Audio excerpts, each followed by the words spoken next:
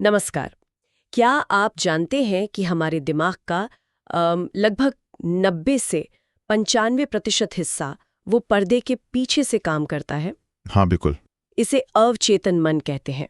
और देखिए, मशहूर मनोवैज्ञानिक कार्ल जंग ने कहा था, जब तक आप अचेतन को चेतन नहीं बनाते, वो आपके जीवन को निर्देशित करेगा और आप उसे भाग्य कहेंगे। बहुत गहरी बात है ये। है ना? तो आज हमारे पास जो स्रोत हैं, उनकी मदद से हम इसी छिपे हुए मन की कार्यप्रणाली, इसकी जो अनोखी मूक भाषा है और इससे जुड़ने के तरीकों पर थोड़ी गहराई से बात करेंगे। जरूर। मकसद साफ है, खुद को बेहतर समझना और अपने व्यक्तिगत विकास के लिए इस शक्तिशाली हिस्से को जानना। बिल्कुल सही कहा। देखिए, ये अवचेतन मन जो है, ये असल में हमारे अनुभवों, हमारी आदतों, विश्वासों और यहाँ तक कि हमारी जो भावनात्मक प्रतिक्रियाएं होती हैं, हाँ। उनका एक कह सकते हैं विशाल भंडारघर है। हाँ। यही हमारे 90-95% मानसिक प्रोसेसेस को चुपचाप चलाता रहता है। 90 से 95%? ये तो बहुत ज्यादा है। हाँ, बहुत ज्यादा। ये शरीर के जो अपने आप चलने वाले काम हैं, जैसे सांस लेना वगैरह, उनके लिए तो बढ़िया है। पर साथ ही ये हमारी जानकारी के बिना ही हमारे व्यवहार और हमारे फैसलों को भी दिशा देता है। ये वाकई दिलचस्प है। पर अगर ये शब्दों में बात नहीं करता, तो फिर मतलब ये हमसे संवाद कैसे करता है? इसकी भाषा क्या है? अच्छा सवाल है। देखिए, ये शब्दों की तार्किक दुनिया से परे काम करता है। स्रोत बताते हैं, खासकर कार्ल जंग के हवाले से, कि अवचेतन मन प्रतीकों से। प्रतीक? हाँ, प्रतीक, छवियां, भावनाएं, सपने और हमारी जो अंदरूनी आवाज होती है, अंतर्ज्ञान, उसके जरिए बात करता है। अच्छा, जैसे सपने? हाँ, सपने एक बहुत बड़ा उदाहरण है। जैसे एक स्रोत में सुनामी के सपने का अनुभव शेयर किया गया था। सुनामी का सपना? उसका क्या मतलब निकला? मतलब ये कि विश्लेषण करने पर पता चला कि वो सपना असल में जीवन में जो भावनाओं का भारी बोझ था, उसका प्रतीक था। और सपने में जो शांति का एहसास था, वो एक तरह से उन भावनाओं के सामने समर्पण करने का, उन्हें स्वीकार करने का सुझाव दे रहा था। वाह! मतलब सपने सिर्फ बेतरतीब छवियां नहीं, बल्कि गहरे संदेश हो सकते हैं। बिल्कुल।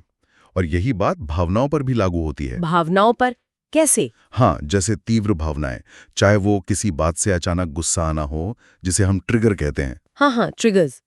या फिर किसी चीज से बहुत गहरी खुशी मिलना, ये अक्सर अवचेतन से आने वाले संकेत होते हैं। ये हमारे अनदेखे पहलुओं, जिन्हें शैडो कहा जाता है, या फिर उन जुनूनों की ओर इशारा कर सकते हैं जिन्हें हमें जीवन में फॉलो करना चाहिए। अनदेखे पहलू या जुनून। ओके। और यहाँ एक और मतलब हैरान करने वाली बात है। एक स्रोत बताता है कि हमारा अवचेतन मन, जो हमारे मन का लगभग 88% हिस्सा है। 88%? हाँ, वो सुझावों को बिना किसी तर्क या शक के वैसे का वैसा मान लेता है, जबकि हमारा चेतन मन जो सिर्फ 12% है। सिर्फ 12%? हाँ, वो तर्क, शिक्षा और शक से भरा होता है। अवचेतन मन कल्पना से चलता है, लॉजिक से नहीं। अच्छा, तो मतलब चेतन मन एक गार्ड की तरह है जो सवाल करता है। बिल्कुल। और अवचेतन मन वो बस दरवाजा खोलकर कल्पना और सुझावों को अंदर आने देता है, बिना ज्यादा सोचे समझे। अगर ये इतना शक्तिशाली है और सुझावों को इतनी आसानी से मान लेता है, तो क्या हम इस ऑटो पायलट को मतलब सचेत रूप से बदल सकते हैं? क्या हम इसके साथ बेहतर तरीके से कम्युनिकेट कर सकते हैं? हाँ, बिल्कुल। और यहीं पर वो तकनीकें काम आती हैं जिनका जिक्र हमारे स्रोतों में है, जैसे ध्यान और सजगता, यानी माइंडफुलनेस। ध्यान, हाँ, सुना है। ये बहुत शक्तिशाली तरीके हैं। ये हमें अपने विचारों के प्रति जागरूक होने और उन्हें एक तरह से अनुशासित करने में मदद करते हैं। खासकर नकारात्मक विचारों को रोकने और सकारात्मक सोचने पर जोर दिया गया है। लेकिन ध्यान वो नकारात्मक विचारों को रोकता कैसे? मतलब प्रक्रिया क्या है?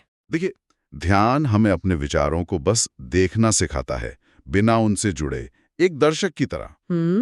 तो जब हम नकारात्मक विचारों को पहचानना सीख जाते हैं, तो हम सचेत रूप से उन्हें चुनौती दे सकते हैं या उन्हें जाने दे सकते हैं, बजाय इसके कि वो हमारे अवचेतन में गहरी जड़ें जमा लें। समझ गई, उन्हें पहचान कर रोकना। हाँ, इसके अलावा सकारात्मक पुष्टि यानी अफर्मेशंस, हाँ, खुद से सकारात्मक बातें दोहराना, और विजुअलाइजेशन यानी मन में सकारात्मक नतीजे या तस्वीरें बनाना, ये भी बहुत कारगर हैं। अच्छा।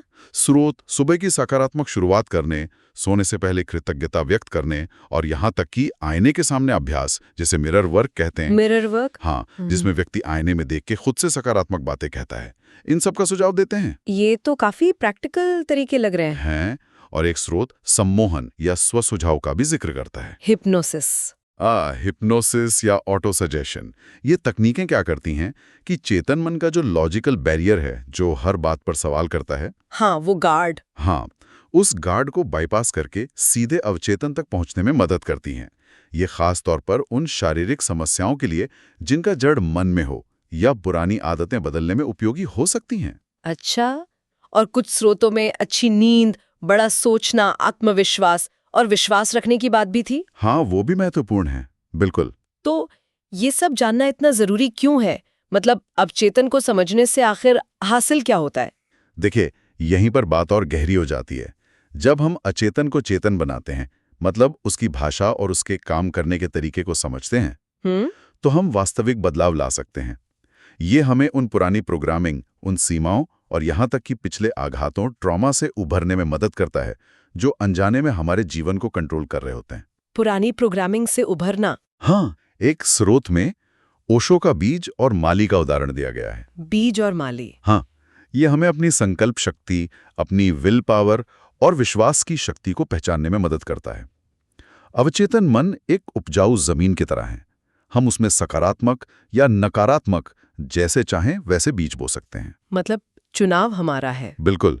और यही विचार आकर्षण के नियम, लॉ ऑफ अट्रैक्शन से भी जुड़ता है। ये विचार कि हमारे गहरे विचार और विश्वास हमारी हकीकत को आकार दे सकते हैं। तो इस सारी बातचीत का सार ये है कि हमारा अवचेतन मन एक खामोश लेकिन बेहद शक्तिशाली भाषा बोलता है। हाँ, प्रतीकों, भावनाओं और सपनों की भाषा। और अगर हम इस भाषा को समझना सीख लें तो हम अपनी छिपी हुई क्षमताओं को खोल सकते हैं और शायद अपने जीवन की दिशा भी बदल सकते हैं। बिल्कुल। ये हमारे अस्तित्व का एक विशाल मगर अक्सर अनदेखा हिस्सा है। सही कहा। और श्रोताओं के लिए एक विचार छोड़ते जाते हैं। जरा सोचिए, क्या हो अगर हमारी सबसे बड़ी रुकावट या हमारा सबसे बड़ा मददगार कहीं बाहर नहीं बल्कि हमारे अपने अंदर ही मौजूद हो, जो बस अपनी अनोखी, अपनी मूक भाषा के माध्यम से समझे जाने का इंतजार कर रहा हो।